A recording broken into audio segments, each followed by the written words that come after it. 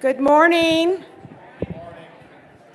My name is Lori White, Vice Chancellor for Student Affairs, and on behalf of my co-chair, Mary McKay, and the Planning Committee, I'd like to welcome everyone to the 5th Annual Day of Discovery, Dialogue, and Action.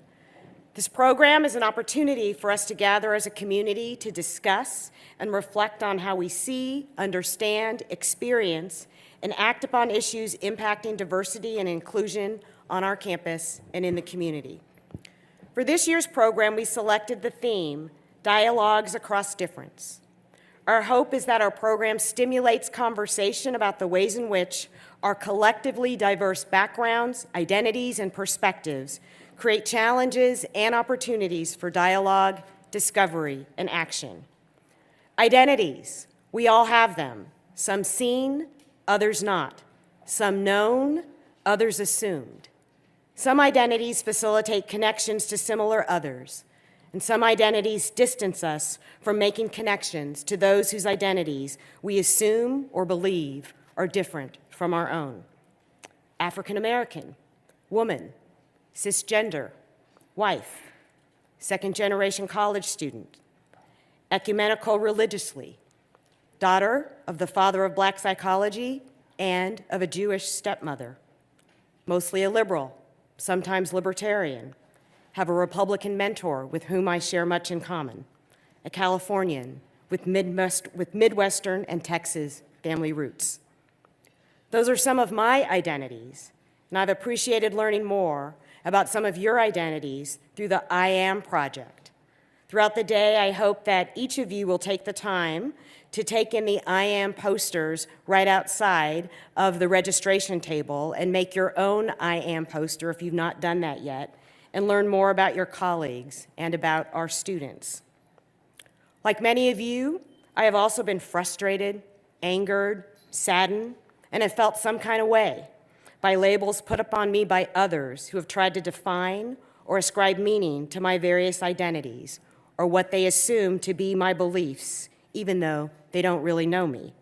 Here are just a few of the labels I've heard throughout my lifetime. Too young, too old, not qualified, too smart, too activist, not woke, too Black, sellout, not poor enough, not rich enough, not good enough. What can we do to learn more about one another beyond our labels? How can we develop the moral courage to reach out to those whom we perceive as different from ourselves, to create a space for dialogue and understanding? To what kind of action can we commit ourselves to become the inclusive community to which we say we aspire? While a few days of programming will never solve the historical, institutionalized, and the deep-seated challenges of diversity and inclusion here at our university and in our communities, it's always good for a community to gather and take stock of where we are and where it is that we need to go. Our 2019 Day of Discovery and Dialogue and Action program actually started on Monday night with a student and community leader dinner discussing the importance of being engaged citizens, and continued last night with a keynote address by Urshad Manji titled Moving Beyond Labels, a conversation about diversity, bigotry, and common humanity. Throughout this morning's program sessions, you'll have the opportunity to participate in a series of conversations about issues that matter in our Washington University community, develop tools for dialoguing across differences, and hear from our key diversity practitioners on campus about their work. We'll also have opportunities for our individual and collective involvement in diversity and inclusion initiatives on campus and in the community. We'll have a chance to talk about those.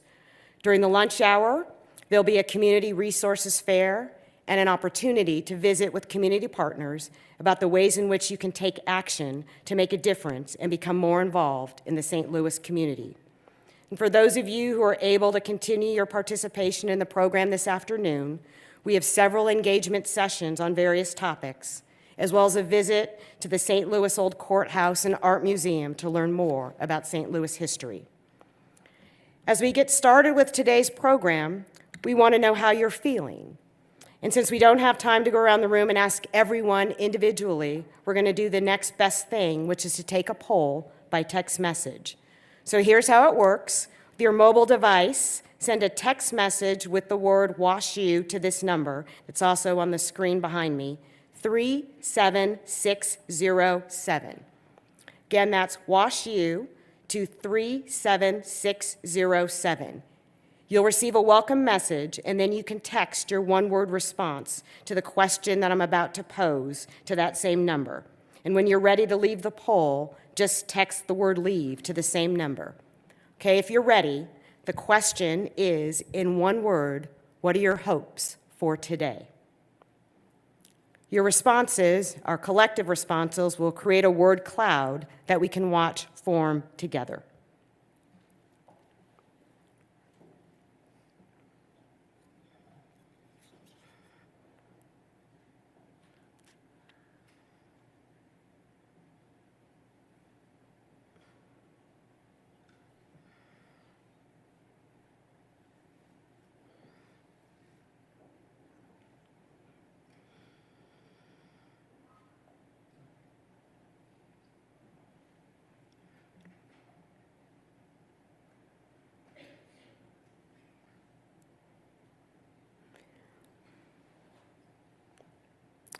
I see a range of emotions, and I see a big, in the center, understanding.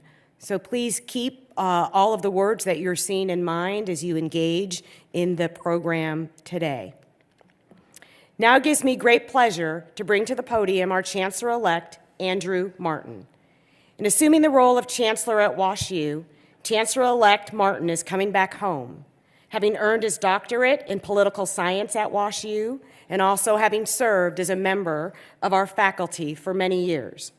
Prior to being appointed the 15th Chancellor at Washington University, Chancellor-elect Martin served as the Dean of the School of Literature, Sciences, and the Arts at the University of Michigan. I had the chance to visit the University of Michigan shortly after Chancellor-elect Martin's appointment as the 15th Chancellor at WashU. And during my visit, I had the chance to learn more about the myriad programs and initiatives that Chancellor-elect Martin developed in his role as Dean at the University of Michigan to increase access and support for students from diverse backgrounds to attend and be successful at the University of Michigan. And in all of my conversations with Chancellor-elect Martin since he's arrived at WashU, he has made clear that his highest priorities are to continue and to enhance WashU's investment in the recruitment of diverse students, staff, and faculty, to facilitate greater and meaningful connections with the community of St. Louis, and expand opportunities for dialogue around our institutional values of freedom of expression and inclusion. We'll give you all 3 minutes to say what I know is important, and then we'd ask you to leave the stage so that those who are here for the program are able to participate in it.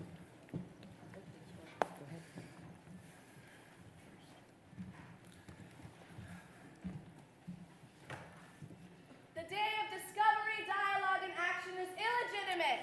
Washington University centers whiteness at the expense of marginalized communities. WashU belongs to us, but it's never truly represented us. We reject that we should accept these principles and ideologies in the name of mutual respect, openness, and tolerance. We will not engage in dialogue on your terms. Marginalized communities, not the institution, should set the parameters for discussion. What is the day of dialogue without the input of queer people? Black people, women, niggas, Immigrants, queers. Thank you. To fight for our freedom. Our students, this is part of our activism. Thank you all, and I'd love to meet with you later. We have nothing to lose but our chains. It is our duty to fight for our freedom. It is our duty to win. We must love and support each other. We have nothing to lose but our chains. It is our duty to fight for our freedom. It is our duty to win. We must love and support each other. We have nothing to lose but our chains. Absolutely. Thank you very much. All talk! No action. All talk! All talk. All talk. All talk.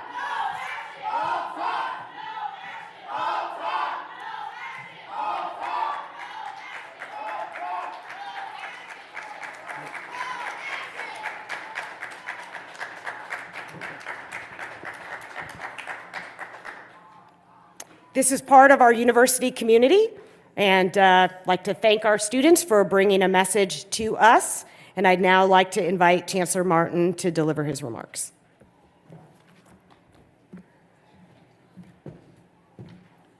Well, thank you very much, Lori, and good morning. Welcome to Washington University's 5th Annual Day of Discovery, Dialogue, and Action.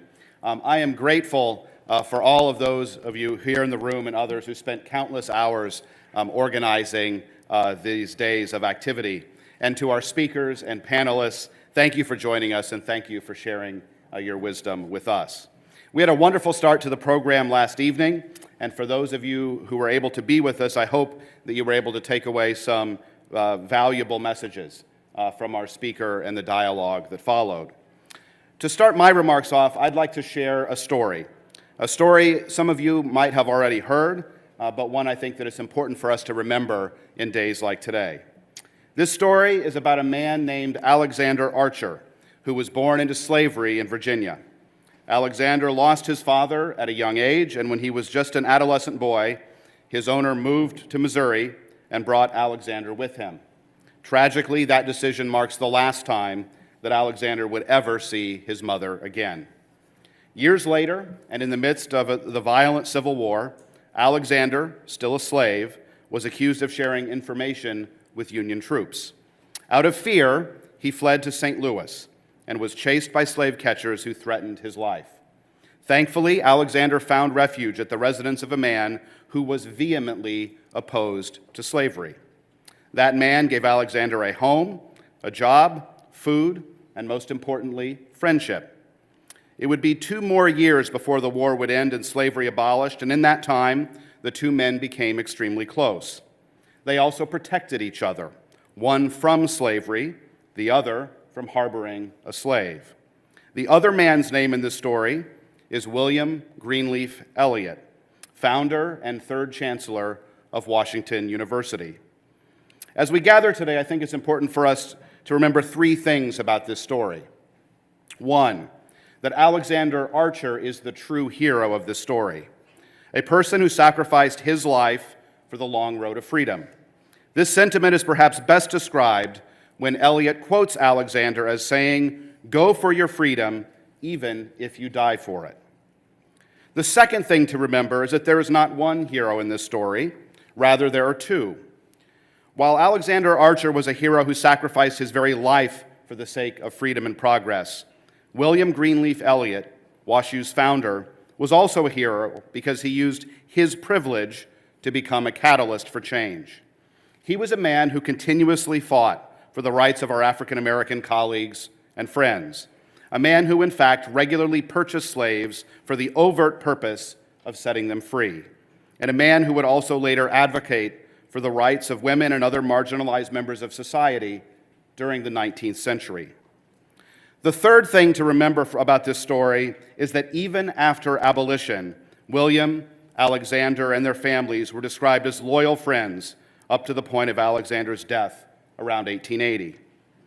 In sum, if you remember anything from this story, I hope that you remember this. Change requires acts of bravery from all sides, and friendship and dialogue are perhaps the most powerful tools we can use to enact the change we wish to see.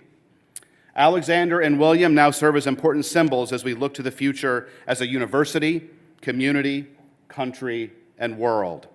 Today is a day where we intentionally come together in dialogue with one another to reflect on our past and also to imagine our future. But today is just one day. Each and every single day, we must remember the courageous act of friendship between Alexander and William. Human beings who interacted with each other and saw each other just as they are, as equal members who deserve equal access, dignity, and celebration of life. Washington University was founded around the same time Alexander and William forged their significant and life-changing friendship. It was also founded at the same time the city of St. Louis and the state of Missouri were caught between the North and the South. Consequently, both city and state faced extraordinary turmoil and conflict during that time as they navigated difficult conversations and unknown territories. Today, we are still working to repair centuries of systemic oppression and marginalization and striving for tangible change in the midst of an extremely polarized and divided world. In some respects, we have come a long way, but in many respects, we have a long way to go. I'm hopeful that we can use days like today as a springboard for the important work we do every day to embrace diversity and inclusion as central and guiding principle of this university. Embracing diversity and inclusion is not just something we do because we should or because it's the right thing to do. It's also essential for human flourishing. In fact, empirical evidence has shown that diverse teams perform better than homogeneous ones when they utilize their differences effectively. In addition, when we surround ourselves with people who think, believe, look, and act differently from us, we become more aware of our own perceptions, which can lead to becoming more empathetic. In other words, when we embrace all people, we become better problem solvers, better communicators, better friends, and better colleagues. And at a broader institutional level, we move further along the path toward excellence. For me, this means, as Washington University's Chancellor-elect, I commit to ensuring that we build a community that is a microcosm of our nation and world. I commit to recruiting the very best talent to this place, regardless of background, previous experience, or previous opportunity. I commit to ensuring that all people feel their voice and presence are welcome. And finally, I will not shy away from difficult conversations and instead will do my best to embrace dialogue and conflict with the utmost care, with open ears, and with a willing heart. My commitment to you and the work we all do will be a marathon and not a sprint. It will take passion, hard work, and collaboration from every corner of this university and region. Nonetheless, we must start taking steps today, and today we are taking a big one. I am pleased to announce an exciting new initiative for Washington University, a new university-wide center for the study of race, ethnicity, and equity. The new center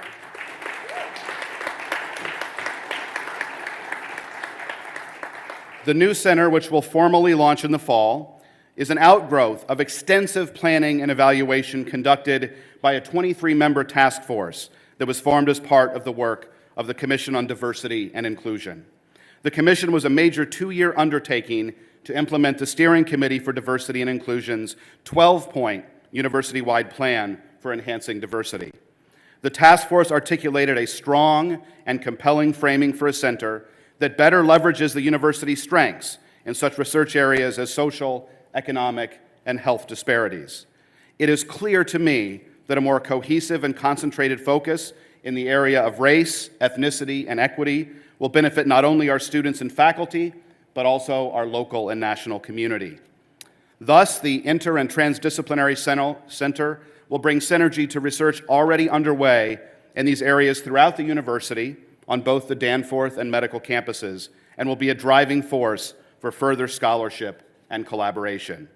It will promote path-breaking research that deepens knowledge and shapes national dialogue, facilitate student learning, and provide an infrastructure for our faculty members to engage in public discourse and policy design, both locally, regionally, and around the world. Vice Provost and William M. Van Cleve Professor of Law Adrian Davis will lead the charge as the center's founding director.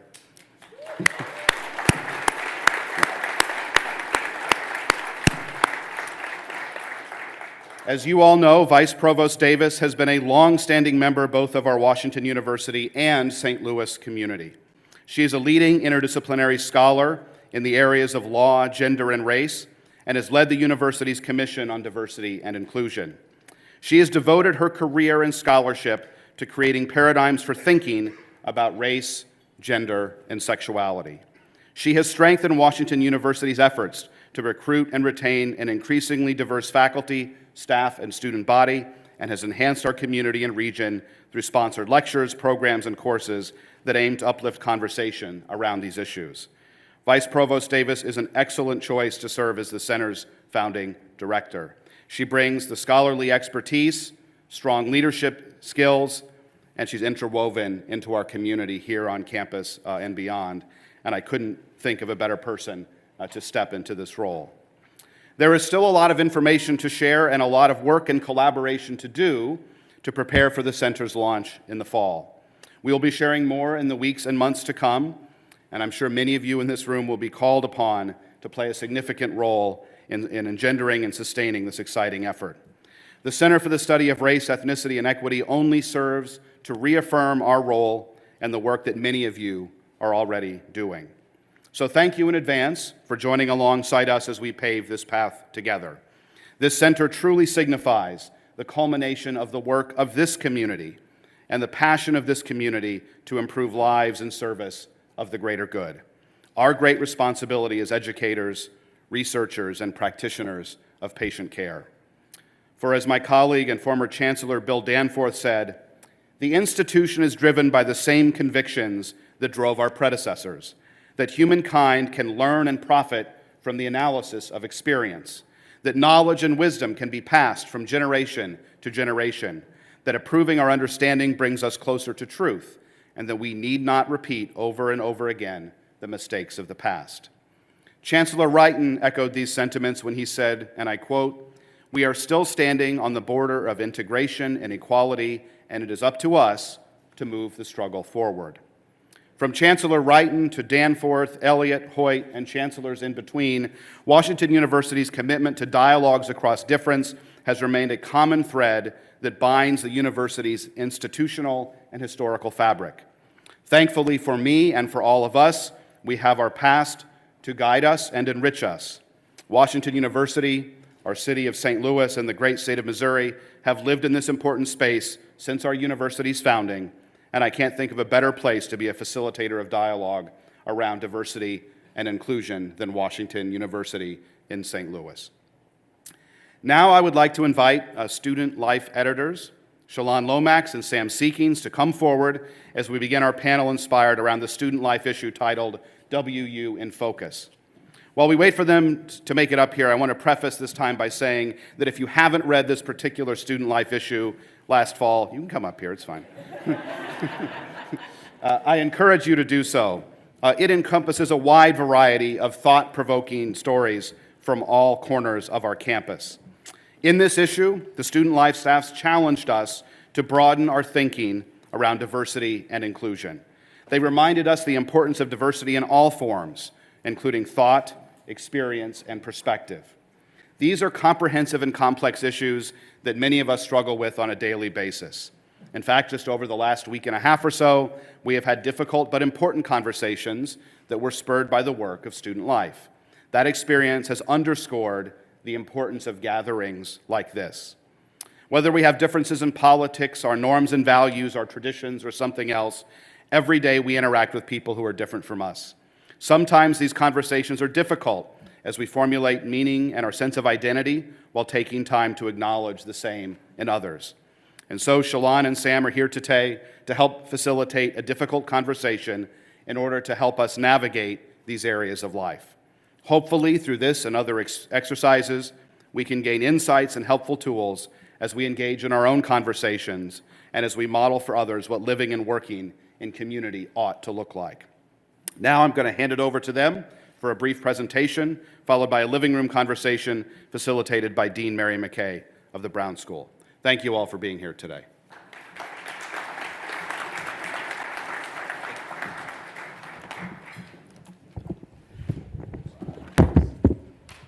Good morning, everyone. Thank you so much for having Student Life here today. We're so excited to present the special issue, WU in Focus, a closer look at the issues that matter. So a little bit about who we are, just for some background. Student Life was founded in 1878, just a few decades after the university was founded. We're actually the oldest independent college newspaper west of the Mississippi. and we're very proud of that fact. We are editorially independent. We've received no money through student union, and we're funded through ads. But what that, but what that means more importantly is that we have no editorial oversight from the university or any other body. We're completely independent. And we're also student-run, meaning that twice a week, we come out Mondays and Thursdays. A group of us get together and spend 10 to 12 hours in a windowless room on the 3rd floor of the Duck, and we make a newspaper together. And we really value that time. Yeah. Okay, so our special issue, Woo in Focus, was conceptualized back in February. Sam was abroad at the time, and this was just before formal staff turnover occurred. And so I remember he called me, and we were talking about, what our goals were for the paper for the upcoming year. And one of the things we talked about was how it was very important to us to do a major editorial project examining diversity in all of its forms on this campus. So we continued to conceptualize and have discussions over the summer. We came back as the semester started, and we had a staff-wide brainstorm session. So all of the senior staff members came into the office, and we just asked people, what interests you? What are the things that you care about? What are the things that you have questions about? And, so many ideas came forward. We had, over 40 different story ideas that were brainstormed. Only 14 of them made it into the issue. But it showed us that our staff really is deeply invested in these issues. And it was so exciting to us because it's easy to just say, hey, we're interested in doing this, you go ahead and write a story about this, right? But when it's organic, when it's student-led, when it's coming from the staffers themselves, we saw such passion, such interest, such creativity, and that was really inspiring for all of us. We talked to a wide variety of students, faculty, and staff for this issue, and that's also what makes the stories in our issue so powerful, is because we were listening to what students were expressing about their experiences here at WashU. In order to conduct those conversations, aside from just reaching out for regular interviews, we also conducted a survey, which Sam will talk about a little bit later. But in that survey, we received over 700 responses, and in our issue, we received over 14,000 total page views. That might have changed since we did the full analysis, but it had such reach, and we were really proud of that. Yeah, and in terms of why we wanted to take a step out from that regular Monday, Thursday production cycle I talked about to do a special issue, that Monday, Thursday cycle can be pretty onerous and you just get locked into kind of what's happening now and the immediate things that are happening on campus. So what that really allows us to do is draw more attention to difference and to diversity on our campus. It allows us to take a step back from that and spend, as the previous slide said, months planning this. And it encourages our reporters to get in-depth, to take their time, and to have the space and the resources to take 2 hours to talk to somebody about their role in the Brown School or something. And so we really wanted to do that so that we could examine these topics in a bit more depth. Another important reason why we do a special issue is because it encourages and generates dialogue in a much more substantial way than, a one-off news story might. And generating dialogue is something that Student Life takes very seriously, and it's something that we have definitely done before. We've done several other special issues in the past that we sort of used as blueprints for us for this issue. In 2015, there was a socioeconomic issue where we did an entire story. This was led by Editor-in-Chief Megan McKay, examining, what does it mean for students of different socioeconomic backgrounds to exist on this campus and to exist in the city of St. Louis. We also did two writers did an investigative series called Invisible on Campus, which I'm sure some of you are familiar with, studying the history of Black oppression at Washington University. It was a 5-part series, and it's one of my favorite pieces of content that Stud Life has ever published. But it was fantastic. And then lastly, a debate issue was published in advance of the 2016 presidential debate that we hosted. So we're very used to really keeping keeping our ear to the ground and understanding what's going on this campus, and we felt that a special issue was the best way just to generate discussion and dialogue around what diversity means. And then, as I said earlier, providing a blueprint for future staffers is really important, and we looked to those prior issues. We talked to previous staffers, previous editors-in-chiefs to understand, how do we create a special issue from the ground up? What does that look like? So we covered a variety of issues that students deal with, whether it's ability, religion, political views, socioeconomic status. And this was really important to us because sometimes stud life, we can get in this groove where we're looking at socioeconomic diversity, we're looking at racial and ethnic diversity, but then we don't really look at much else. So it was, how do we take a step back and redefine what diversity means to us? How do we make sure that we're being diverse in what we deem diversity, basically? And so that's why it was so important for us to cover a wide variety of issues. And a lot of that, as I said, was student generated for sure. So it enabled us to really cover as many bases as we could in the most meaningful and genuine way that we could. Right, and so in terms of how we went about doing that, it was, like I said, a really long process. We spent a lot of time on this. We did a ton of interviews, around 50 total. And actually, how we got a lot of those interviews was on the survey that Shalon mentioned earlier. We just opened that up to people and said, hey, if you have an experience at Washington University that you'd care to share with us, please do. Please come in for an interview and let's just talk. And actually, some of those interviews were some of my favorite ones that I did for this issue, and I know other people felt the same way. I spoke to one student in the Brown School, for example, for about 2 hours just about his role as an international student, how he felt about his place in the Brown School and everything else, and it was fantastic. And like Shalon said, we did the survey, which we spent a lot of time on trying to think about, okay, in order to back up these interviews and these stories that we tell as journalists, what kind of data, what kind of numbers could we have that inform, even if it's not perfect, even if it's not the most scientific survey necessarily, that inform what we're doing. And we were really able to do that with the survey. I think we got 700 plus responses and got we had open-ended questions on there as well, and we got really some powerful responses from students on that. And then one of the big parts of this issue too was thinking about photo and design and how we represent diversity and difference visually.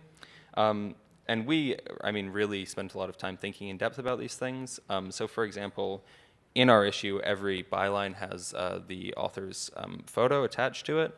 And we wanted to do that because we wanted to be transparent about not only the subjects of these stories, which were captured in photos and whatever else, but also about where those stories are coming from, who's putting them into the world, and what we do as a staff. We also spent so long thinking of a cover design. Our poor graphic designer, Brandon, had to make 3 different mock-ups, and we appreciate him for that. We had an entire meeting about color swatches for the cover. Yeah, and so we really thought a lot about how to do this visually, as well as also the name Wound Focus. We spent a long time thinking about that as well. We edit everything we do at Student Life, and then published it November 29th, both in a physical copy and on a special website online. And I'm really proud of the results. So when it comes to the work that we publish, we measure our success in a variety of different ways. The most important way to us is to hear students' reactions to it. Like, are people talking about what we publish? Do we see people reading Stud Life on their phones, on their laptops? Do they have a physical copy? That's, one of the primary ways and the most important way for us. But also we thought it would be interesting to look at the social media analytics and the page views on our website. So this graphic that you see helped indicate to us what stories and what topics people gravitated toward the most in this issue. Obviously, we value every single story that was run, so we don't necessarily use data analytics to inform or decide what kind of content we publish, but it is helpful to see what people are responding to. So as I said earlier, we received over 14,000 page views. The most popular stories were related to socioeconomic status in a story called Nothing in Life is Free, written by Rory Mather. Band of Brothers, which is a series that I worked on alongside Matthew Wallace, looking at the experiences of black men in historically white fraternities at WashU. A story that Sam wrote called You Don't Talk About It, profiling the experiences of conservative students at this university. And we also had a variety of other stories. We had a writer do a profile of Little Bosnia, so going out into the St. Louis community. We had a fantastic feature on the experiences of the 4 international athletes at WashU. We had a great piece on accessibility at the university and ADA compliance, all these things. So we were really proud, as I said earlier, of the scope of the stories, and Greek life and money and politics are the things that people care about here, is what we learned. So again, we're just so excited that people were excited by the content that we published. Yeah, and in terms of what we learned from the response, and also what we learned just from our reporters' work, I mean, reading it and everything else, these are kind of the themes that came up, and even in survey responses as well. Students seem to want a stronger, more public commitment from the university to fostering political diversity on campus. In the Sam Fox School specifically, there was a lot of people who said they wanted more support socioeconomically because art supplies are really expensive. And then one of my favorite pieces as well was a piece written by Elena Quinones on ADA compliance on campus and ability, and especially in older buildings, just how accessible this campus is to people, which is something that I really hadn't thought much about before. Another thing we learned was that we, as an institution, need to increase the amount of awareness and attention that we show to National Panhellenic Council organizations, also known as Divine Nine, also known as historically black Greek organizations. When we talk about Greek life on this campus, a lot of times we're just talking about WPA, so Women's Panhellenic Associations, and also interfraternity council organizations, and we're leaving an entire Greek community out of those conversations. So how do we bring that community to the forefront? And then invisibility is something that is ever constant when it comes to student experiences, right? There are always people who feel like they are not seen, like they are not heard.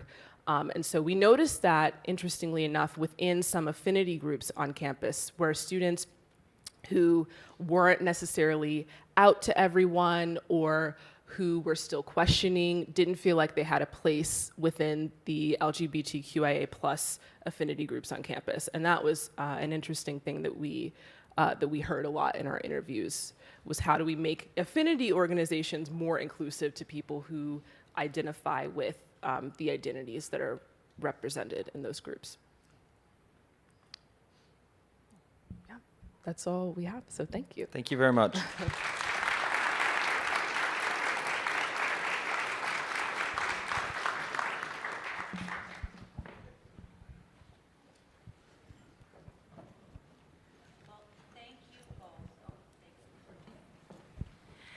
Thank you both for sharing some of those results, and a good deed always gets rewarded by additional work. So I'm going to ask you to stay put and have our panelists, Jennifer, John, Drew, and Tony, to please join us up on the stage.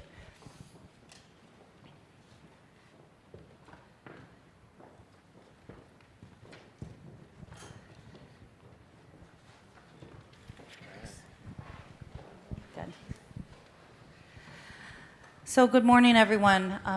Good morning. I'm Mary McKay, and I have the privilege of being the dean of the Brown School here. And so they charged the social worker to facilitate a living room conversation. And it's a good thing, because you should know that after my master's degree, I got an extra certificate in family therapy. So we're going to see if I have any of those skills remaining from my master's. So I welcome you to our community. I welcome you to an important part of the Danforth campus in Washington University that truly has social change at its mission. And so part of what we're going to try to model in this living room is how does social change come about? It comes about because humans take on incredibly challenging issues, and they're fearless and they're relentless around their commitment to tackling things and to talking about things that are really hard. So that's what the living room is going to do a little bit. But first I have to tell you about my mother. So you should know that my mother was just one of the nicest Irish women you would meet. Kind, thoughtful, she was fantastic. But she was also incredibly strong-minded about a couple of things. And one of which was when we gathered for holidays, when we sat down for dinner, we were supposed to be nice to each other. We were not supposed to discuss anything of controversy. And if that was too hard, just eat quick and get out. And so it's interesting that I became the dean of the Brown School, right? That my job is to really unearth and talk about things that we have terrible times as a society, as a community to talk about. So, she was proud of me, but she never really got that I violated those family norms. So this family is what we're going to do today. We're going to really kind of introduce ourselves first as humans, because that's the foundation for how a community comes together and works across some very challenging issues. So I asked our panelists, you have their bios, their professional bios in your programs, but I asked our panelists to spend a few moments just introducing themselves as humans in our community. So, and I'll start just to give you some examples. So again, my name is Mary McKay, and some of the people that I work with most closely know that I am a mother of 5 adult children. There is a wedding in my family in about 10 days, and so I spend my days running the Brown School and my evenings trying to calm down a very, very nervous daughter. I'm a social worker by training, but most of my work is in children's health all across the US and the globe. And someday, given that my bosses are here, when I'm not the dean, I'm going to go to culinary school. So get ready, because I'm cooking for your families. So that's me, in addition to my professional role, and I'm going to ask each of our panelists to introduce themselves as people. Great, thanks. I'm John. In addition to being a teacher, I'm a mediocre runner, so with apologies, I will have to run to go teach my class at the law school right when this ends. I am married to Caroline, and we have 3 kids, Lauren, Hannah, and Sam. I'm a military veteran, one of few on this faculty, and I was in the Pentagon on September 11th, which was a life-changing moment, as you might imagine. I'm a Christian, and so outside of my WashU duties, I'm the executive director of a Christian ministry called the Carver Project, which works at the intersection of university, church, and society. I am a Japanese American. My dad was born in an internment camp where my grandparents were incarcerated. And because I have a dad, I'm also a son, and my dad is dying of cancer and in hospice, and so I'm also a frequent flyer as I go back and forth to Colorado pretty regularly these days. Thank you for sharing. Thank you for sharing that. Thank you. My name is Drew McPike. I'm a junior here, but I have 2 sisters that my parents have kind of tasked with me keeping an eye on. I mean, they sent one of them just down the road to SLU here because they thought she'll be close enough to her brother. So I've have to keep an eye on them. I really love baseball. I love to write, although I don't write anything any good. I've just kind of I've been instilled with a ethic of hard work from my parents, who taught me that your faith is the most important thing in your life, and stay strong in that. And so yeah, that's a little bit about me. Thanks for sharing, Drew. Thank you. Hi everyone, I'm Shalon. I am an only child from a small town in southern Ohio. I like to write. I care a lot about culture. So I listen to podcasts, I listen to albums regularly. I frequently debate, as Sam overhears, albums and artists with my friends. I like to ask questions, which is why I sort of found my place at Stud Life, because it's the one avenue where I feel like I can ask questions the most without annoying people. And I also like to ask questions in my academic work, as well as in my personal life. So. Beautiful. Thank you so much. Go ahead, Sam. I'm Sam. I'm a senior, originally from York, England, but we moved to Oshkosh, Wisconsin when I was 4 or 5. I love both dearly. That's a big part of my personality. And then I think other panelists have said, I've been so lucky to have what I think is the most fantastic family in the world that have been so supportive of me. And I think I like to define myself as somebody who really cares deeply about his friends, and will sacrifice for them. And yeah, I think that's me. Thanks, Sam. Thank you so much. Hi, I'm Jen. I am a wife. I am a mother of school-aged boys, so that keeps me fairly busy outside of work. I am also a military veteran, and I actually still serve in the Air Force Reserve. Having grown up in the military as well, with both parents serving, I've spent time overseas as well as in the States. Being someone of a multiracial background, I have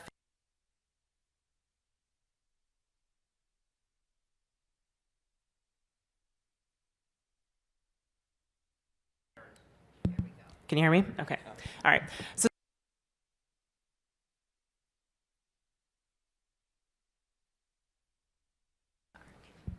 is that better? Okay.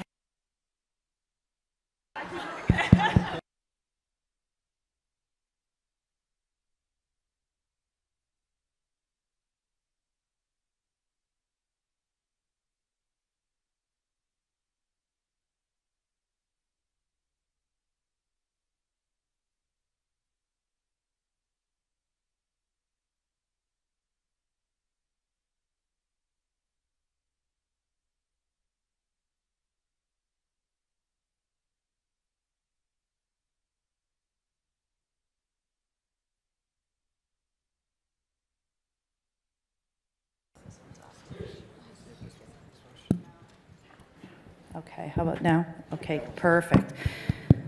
All right, so as they work on this, these are some of the most resilient people I know. All right, there you go. Is it working? Testing? Okay. All right. One more time. All right. So someone with having a multiracial identity and my experiences growing up, I feel like I've had an opportunity to really get to know all sorts of different people and leverage that in a way, just trying to understand people across the board. I'm really fascinated with people, place, geography, history, culture, what makes people think the way that they think, and I think a lot of that is attributed to just my background in the military, having family members of different backgrounds, and I really kind of just bring all of that to bear in my experience. Good morning. My name is Tony Tillman. I'm the oldest child of Joanne and Richard. I'm the oldest of 3 siblings, married to a wonderful woman. We think so too, Tony.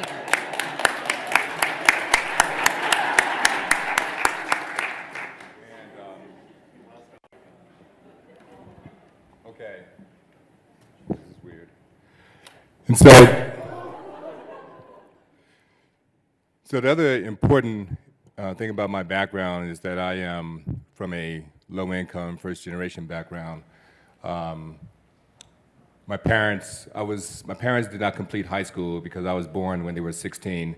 My maternal grandparents did not complete the 8th grade. They came from the South, from a very poor background. And on my paternal side, my grandmother made it through high school, but my grandfather did not. And so, as I think about the work that I currently do and I've done over the course of my career, I believe it was destined that I find myself continuously being an advocate, a fierce advocate and warrior for students who were like me, who are striving for a better opportunity to have a better quality of life. And I will continue to engage in this fight and continue to try to get allies to help me with this, because the greatest threat to our national security, in my opinion, is an undereducated society or citizenry. And when we discriminate and when we keep people out of the opportunities, the corridors of hope, then what we are doing is forever creating a case system that says to others, you are not allowed. And we're also diminishing opportunities for talent to rise. And we have to discontinue doing that. And I'm so proud to be at a university like Washington University that is taking the forefront. And as Chancellor Martin indicated in his remarks, a lot of people do not know that story. And if you understand the essence of that story of Eliot, William Greenleaf Eliot, then you understand where we are as an institution, where we can go. Because that was, in my opinion, the foundation of our future and our potential. We have many roads and nights to conquer to get there, but that's who we are. And I think if we embrace that, we're a better institution, we have better students, we have better faculty, we have better relationships. So that's who I am. And every day, I see students look like me, who have experiences like I have, and I'm not going to share tales of woe because I don't want to bore you with the sordid details. But the fact that I'm sitting here today is nothing short of God's grace. Thank you. Thank you all. So, with the hope that these microphones are going to work, family, lean into each other. And I'm going to first ask for some discussion amongst yourselves. And that is that this first discussion makes the assumption that Washington University is an imperfect institution. That on a daily basis, we struggle and we fail at some of the things that Tony talked about. Around seeing each other, understanding each other. Lori did a beautiful job talking about the way she has felt characterized along the journey, right? So I hope that we can talk a little bit about your observation, either personal or just from your vantage point, about ways that, instances where we really misunderstand each other. We've misjudged each other. And what resulted from that, which my not so complicated hypothesis is that doesn't feel good to members of our community. And so anybody want to begin to share some observations, either from the survey, from your interactions, of places that you felt misunderstood, mislabeled, misjudged? See, it's hard. It's easier in front of the Chancellor to say, nope, that never happens around here. So I'll at least begin to get us a little warmed up. One of the things that is interesting about my particular role is I'm the first woman to be the dean of the Brown School in its history. Yeah, that's fantastic. Simultaneously, you're saying to yourself, institution, it's 2019. What took you so long, right?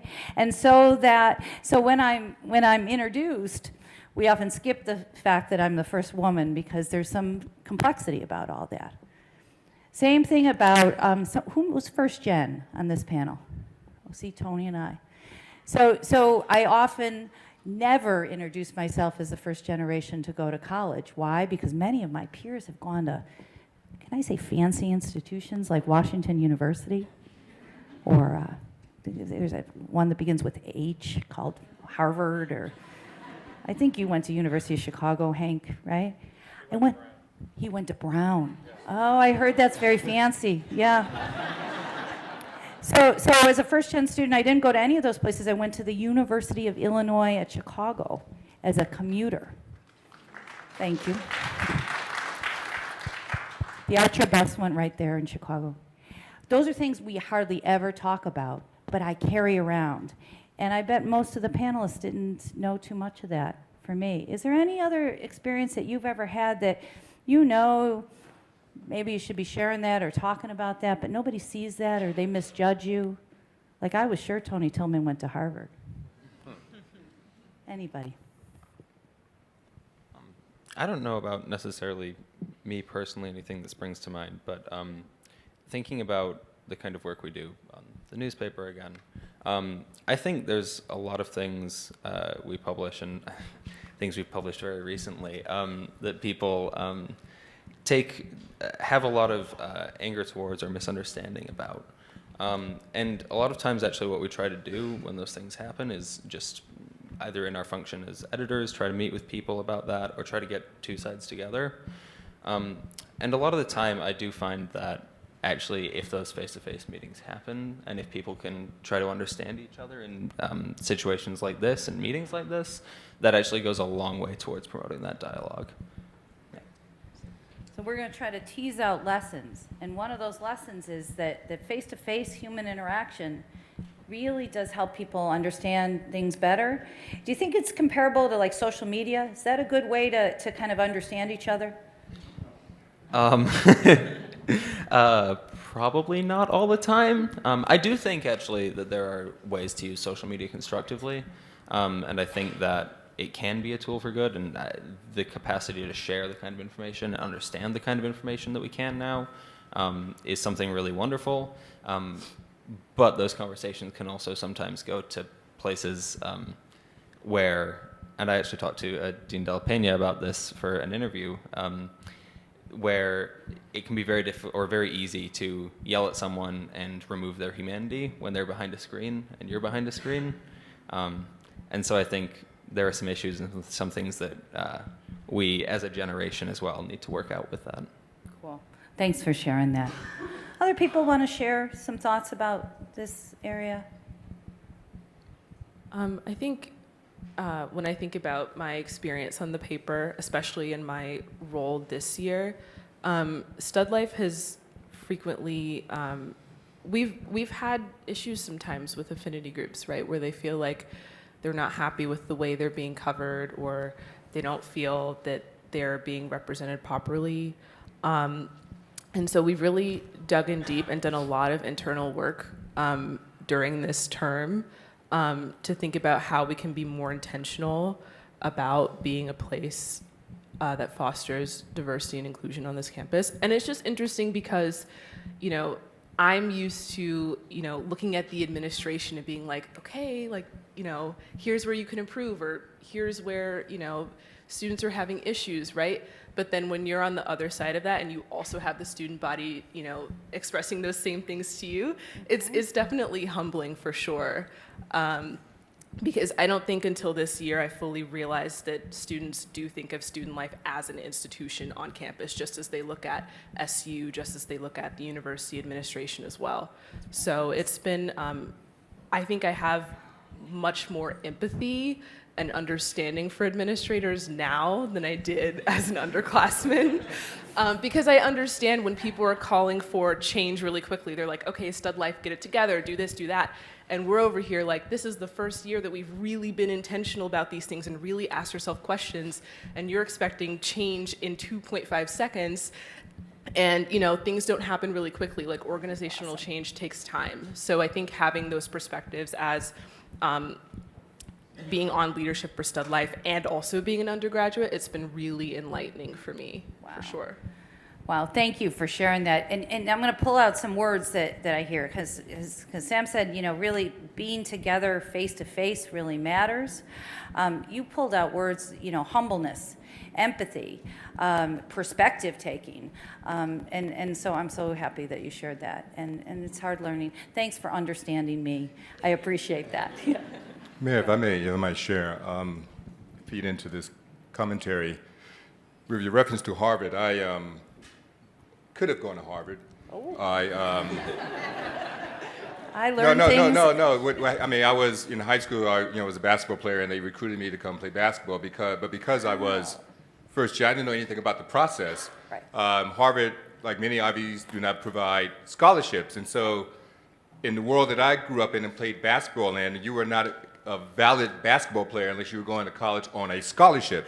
So I said, Harvard, no scholarship, no me. So, but it's okay. It's okay. I feel as though I've been misjudged to the degree because of my working over the many years with students from marginalized backgrounds. Because students from marginalized backgrounds, either they are minoritized or they're low income, first generation, coming from backgrounds very lacking resources, there tends to be this connotation of indifference towards them, a sense of they're not valued as much, and there's a sense of tolerance with a very small t, because someone said, there's some regulation that said we have to now have these students on our campus, we have to do these kinds of things. And so as a consequence, what I have tried to do in terms of understanding their experiences and their background is try to present myself in a way that try to discount or have a disclaimer about the misjudgment of these students by some of our peers, colleagues, so that I can project onto my students that it's going to be okay. Because no one understands, and I'm not, again, I don't want to monopolize this conversation, but the work that some people do in the trenches is hard. And as a professional working in some of these trenches, you are always of multiple minds in terms of how you engage the system. And we have to be clear, this is a system. And so I try to help my students and help others understand and recognize that your current four-year process is a proxy for life. Learn from this experience, because it's going to come back again at some different form, version, or verse. And additionally, for the students that I work with, help them understand that this station in life is temporary. You come from a low-income background, this is temporary. When you graduate from this institution or any institution, you have the opportunity to advance the quality of life of yourself, your immediate family, and hopefully your progeny going forward. And so it's hard, okay? Because there are some days when I just, and Holden knows this, I just want to scream. So what do? I put in my earplugs, put on a little Jay-Z, and go for it. But it's hard to be misjudged, because I'm always wondering, because of the students that I work with, because of the challenge that I have, is somehow or another that projection also on myself, because am I qualified to do this work? Right. And what you're sharing, Tony, is at the stage, and may I say, maybe you've been at this for decades, like I have, you still fight it hard on various days. And I think that is the empathy for all of us that are in this trying to improve every day. But there are days that you're doing great, and there are other days that it is really hard work. Thanks for sharing that. I want to be sure my family members, there's always a couple quiet family members that is completely okay in family therapy, by the way. But I want to be sure that you get your voices heard before we turn to the audience. Sure. So here's a quick story to illustrate misunderstanding. When I first got to WashU 7 years ago, I was working with a faculty colleague in the law school. We were doing some work in the St. Louis public schools, getting law students into the schools, and it was a lot of work, and we spent a lot of time together. And about 5 or 6 months into this, this colleague and I were having breakfast, and she says, I don't get you, because you're a Christian, but you care about poor people. And so that took some unpacking and some conversation, but it was, it sort of showed to me that there are people on this campus and among my faculty colleagues who have kind of a uniform vision for what faith or Christianity is, and then I saw it as kind of a challenge to help complicate the narrative a little bit. Wow. Thank you for sharing that and being vulnerable. Yeah. Anybody else? Go ahead, Jeremy. Yeah. So kind of what Tony was talking about. I came from a background. I'm from a town of 1,500 people in northern Missouri. Higher education isn't something that a lot of people are really concerned about, especially at my high school. Most people just go off into farming communities. And so when I applied to college, I really only applied to WashU because my mom told me I should. My mom was like, you need to do this, you should do it. And so I did, but I was planning on going to Mizzou until decisions came out. And then I come here, and I'm from a background of working class parents. I mean, we're not super well-to-do by any means, which kind of breaks the norm of WashU students. But for instance, I come here, and in case you haven't read my bio, I'm the president of the College Republicans. I'm a conservative. A lot of people tend to pigeonhole me as someone who comes from a background of wealth and privilege, and just kind of has had everything handed to him. And that's really not the case. I mean, I've been blessed to grow up in a family that really cares about me and my well-being, but I've had to go through or not go through things, but for instance, I like to tell people this. I currently drive a car, I'm blessed to have one, but that my family jokingly calls the blue shame because it goes over 60 miles an hour and the wind whistles through the crank up windows and it's got dents all over the top of it, and it's just not the nicest thing in the world. And so people get in my car, I have to drive a lot because I'm on the club baseball team, and they're like, what? Like, what is this car? Like, why are you not driving some, 2-year-old Audi or something, which so many other kids on campus seem to have. And so that's just something that, I've always felt a little misunderstood by is, even though, I tend to check off all the boxes of, someone that would be your typical conservative, white, male, Protestant. I mean, I've heard it all before, it's okay. But, I mean, there are different things about us. I mean, and just like Professor Inazu said, caring about poor people. I mean, some people tend to think that just because I'm conservative, I don't care about, people who had to grow up in poor communities. And that's just not the case. I mean, I really do. And I think that's a huge problem that we need to be addressing. And so that's just something that as someone who's had to come from, not your typical WashU background, that I felt a little misunderstood by.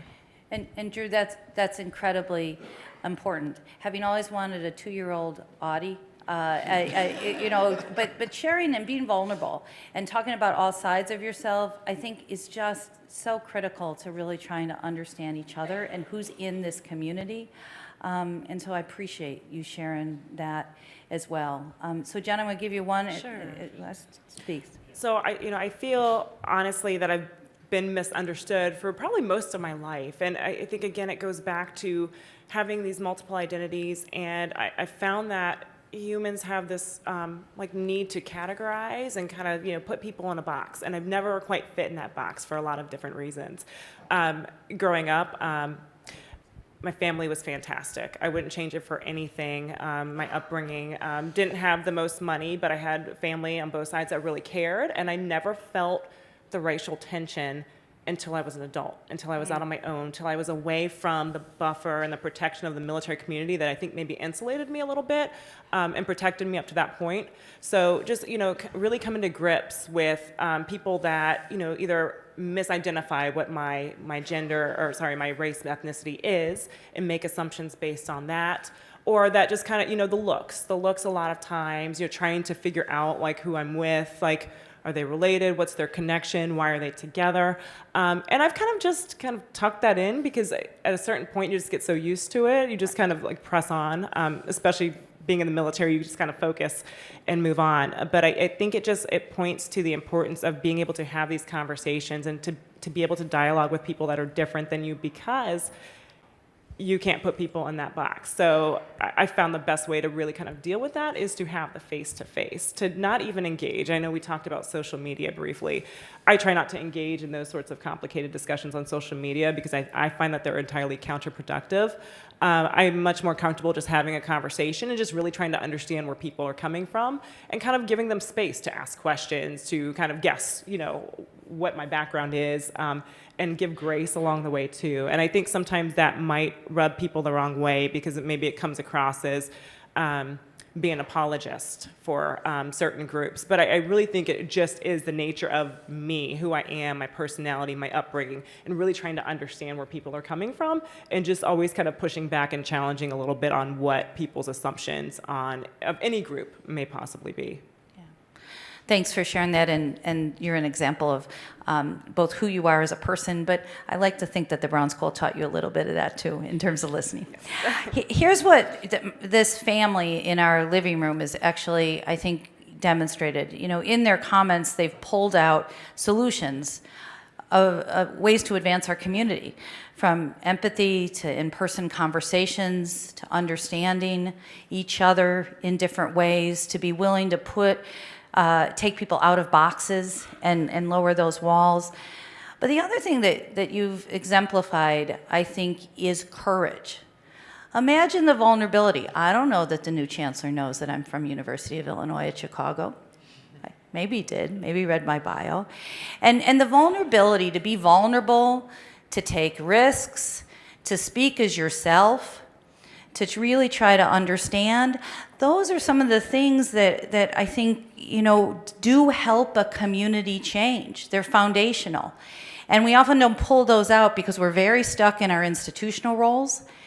And yet for our institution to kind of change and improve needs that risk and that vulnerability. And actually what I want to say, Jen, to you is I apologize all the time, because as many times as we get things right, we get them wrong. And I think that's also courage, to be able, even in positions of privilege or power, to be able to really listen and to course correct. And so I think my family, how do you think my family's done in their living room?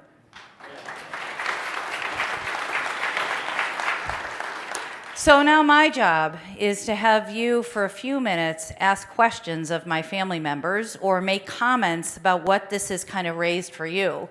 Because at least I hope that what we've sparked is that in your mind, you're reintroducing yourself as a human and what you're bringing to Washington University or what you're bringing to the school. So do I have anybody that is in the audience that wants to comment? And I grew up with a guy named Phil Donahue. He ran all over. So I'm happy to kind of run all over and give you the microphone. Anybody want a comment or a question, please? Thank you, everyone, for sharing. And I have a question for anybody really on the panel. I think that we are in an environment where we're in so many echo chambers, right? And the words conservative and liberal are thrown around like they're slurs. And like conservative folks are a monolith and liberals are, monolithic. And so I'm just wondering your thoughts around, the thought that all conservatives are alt-right and all liberals are socialists.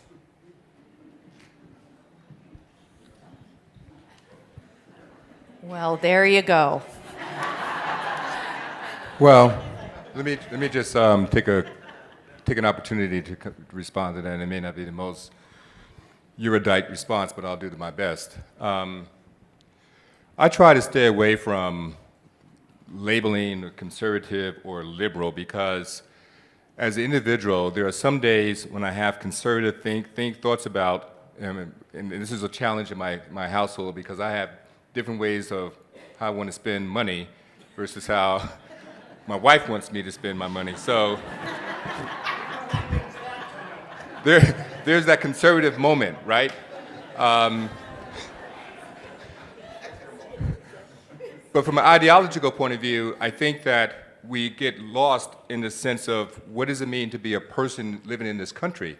Because as far as I'm concerned, I don't think liberal or conservatism has a monopoly over being just nice. What has happened to us as human beings that we're no longer nice to each other? When has intolerance, anger, and any other adjective you want to add to that string become the daily standard, right? So you don't have to be conservative or liberal to believe that it's a nice thing to do that allows individuals to have quality health care. That's a nice thing to do, right? You don't have to be liberal or conservative to believe that a woman who has the same distinct background equal to mine should not receive equal pay to me, right? It doesn't matter. I mean, so we get caught up in this first layer, what I call madness and nonsense, without understanding that on the core, what do we all want as individuals? We all want, I hope, to be happy. If we have a family, we want our family to strive. If we're in professions, we want to be able to ascend in our profession and do good quality work. That has nothing to do with conservative or liberalism. And dare I say it, I question, and say no disrespect, and you may have grown up in a conservative background, in a family, and that's... Drew. I'm saying, but what does it mean when you're 18 or 19 years old to be conservative, really?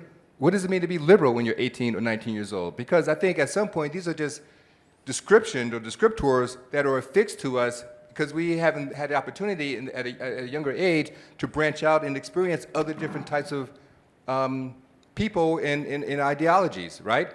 So to your point, Emily, and this is probably far off the tangent, but for me, I just try to stay focused on how can we continue to find a way to be nice to each other?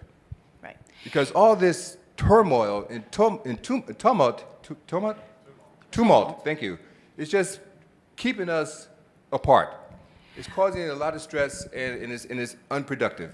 So my job is to pull out from the speakers, like, what are some of the ways forward? And Tony, you're doing something called, creating common ground. What are the things that we can agree on? And we might disagree pretty vehemently around the policy solutions to get us there, but what are the important things that we really can agree on? And how do we foster, you're calling it kindness and niceness, so my mother would be very proud, by the way. But there's an opportunity to how do we connect as humans, and what's going to enhance the human experience? And we lose that. We do lose our mind some in these very pitched policy debates. We forget what we're trying to achieve sometimes, and I think that that's really important. Let me take some others because we Dean we could McKay, talk. could I just- See, now the family's talking, so they can Dean talk. McKay, could I just jump in for a second? So everything you shared was really enlightening, and it prompted me to think about my experience. So my hometown is also majority conservative. It's majority Catholic as well.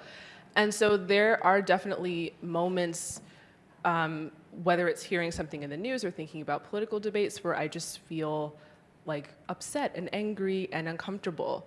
And then I start to get into this dangerous zone where I do generalizations, right?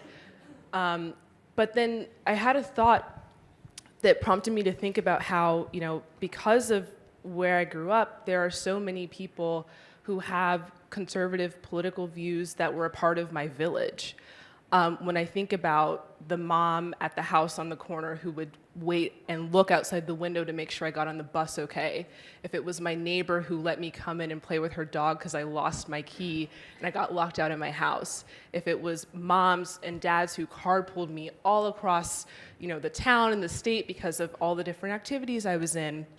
The people who came out to support me in my various activities and things I was doing. And so sometimes I have to remember, like, it took a village of people to get me here, and it wasn't just the people who I agreed with. And so that's something that's really important for me. Every time I feel myself getting in this zone, I'm like, wait a minute, I gotta check myself, because I don't want to erase people who are different from me from my experience and sort of discount them from the success, whatever, that I'm experiencing right now.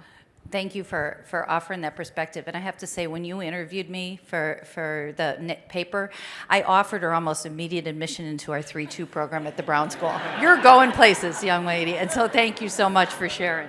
Go ahead. As I listen to this, I think the great challenge the university has is creating a place that is quite distinct from the world. Because the world, at least American media and American political discourse, is about sharpening the saw. It's about, if you listen to MSNBC, its goal is to attack the president is to destroy the legitimacy of the president of the United States every night.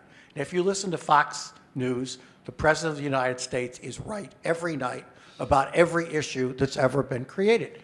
If you go to a Trump rally, you sharpen the saw to the base, and I assume that when we hear Bernie Sanders, it will be about the opposite. We live in a world in which the winning strategy, politically and in the media, seems to be to sharpen the saw, to make to figure out points of difference and drive them home. And what you're talking about is expressing people's views in their complexity, in their contradictions, in the fact they change over time, etc. And it's just hard. I think my challenge is, what does the university do to express that in a media and a political discourse that operates with a very different paradigm?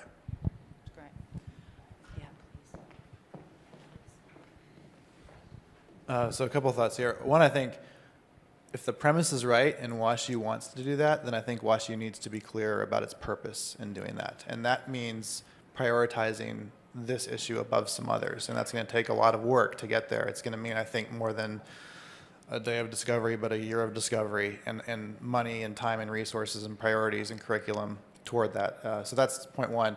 Point two is I think we should, let's not skip to the fancy solutions without missing the mundane. So I think I love that we've kind of framed this as a family discussion, but I actually don't know most of these people at all. So we're,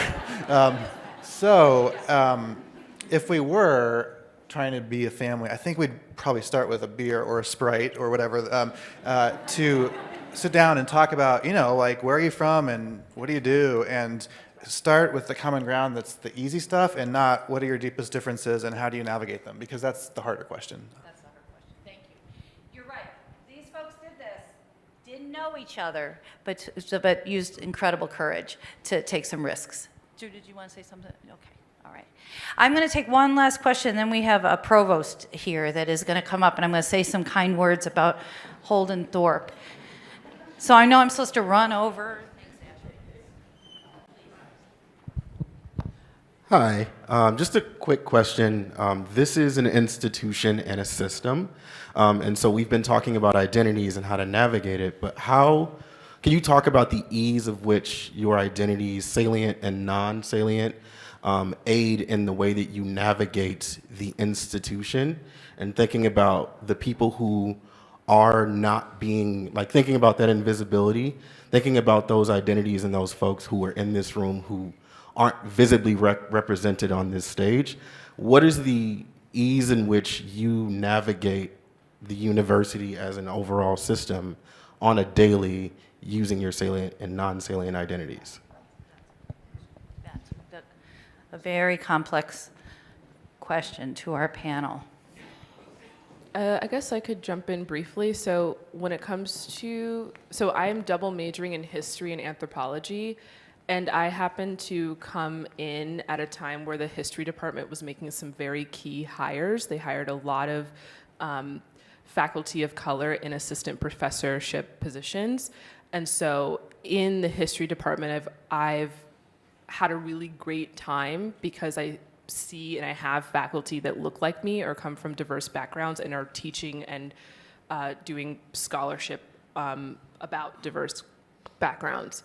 But in some other departments, like my second major in anthropology, there's a lot of professors who identify as white. So it's interesting, like, having that split, because you're taking classes on culture, on society, studying different people, studying different places, right? But then it's like a white person teaching you these things.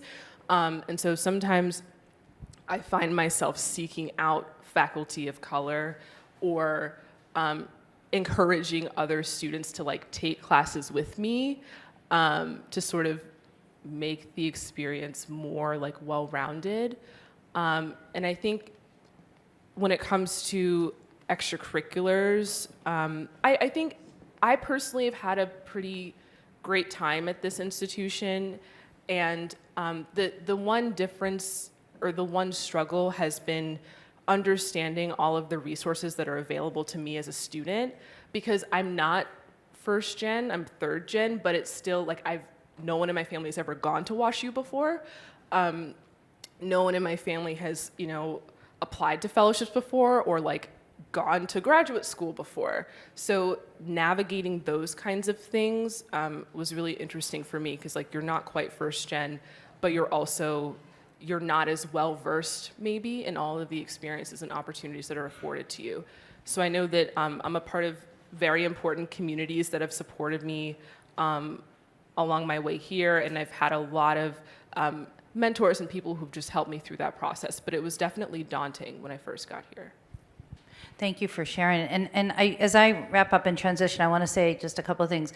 That could be a whole other living room conversation, because each one of us has a set of strategies for how we risk, how we hide, how we navigate, who we seek out, who we don't.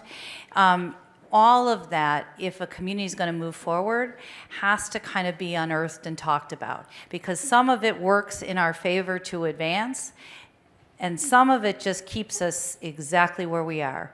And so that question is a super question as we think not about just a day, or as Lori said, days, because it was actually Monday, Tuesday, Wednesday, days of dialogue. But what's the institutional work that I know Nicole Hudson and so many of us are doing? That's part of the conversation, because we're all coping and have strategies, and that needs to be out in the open about how we operate within the institution. So I'm going to, first of all, ask you, if you've been impressed with my family that I just met, please give them a round of applause for sharing. Thank you all. You can take a seat.